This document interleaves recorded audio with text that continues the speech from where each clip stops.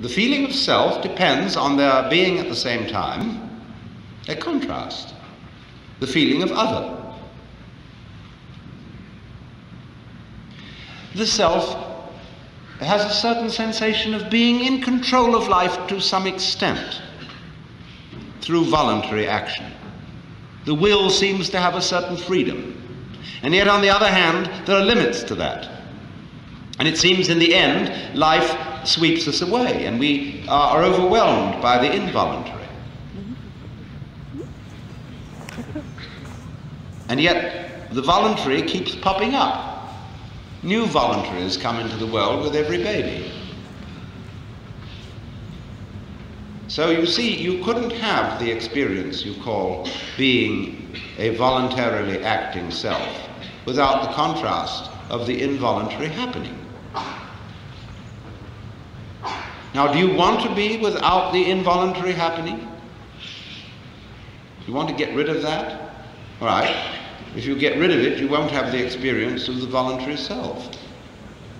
Or would you like to turn it the other way around? Would you like to have the experience of no voluntary self? And on the other hand, everything just happens. Well, then you say, well, I'm not sure about that. Because then I would feel at first that I was floating. See, that I had no further responsibilities, that I was just walking on air. And we do get that feeling sometimes. If you take the ideas of determinism and fatalism to their final conclusion, you do have that sense of freedom from all responsibility, freedom from worry and care. And you float along for a while, but it wears off. You don't somehow seem to be able to follow out that philosophy consistently,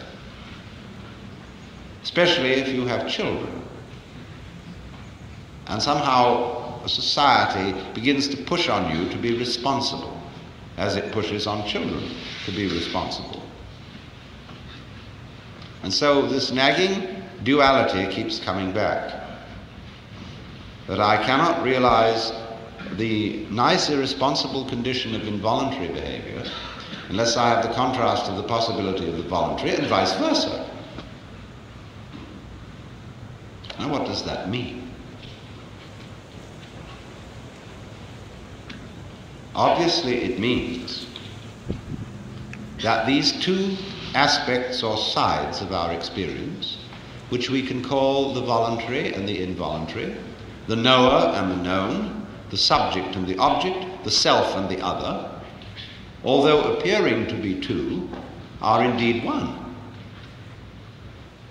Because you can't have one without the other. And when that state of affairs arises, you know at once that there's a conspiracy.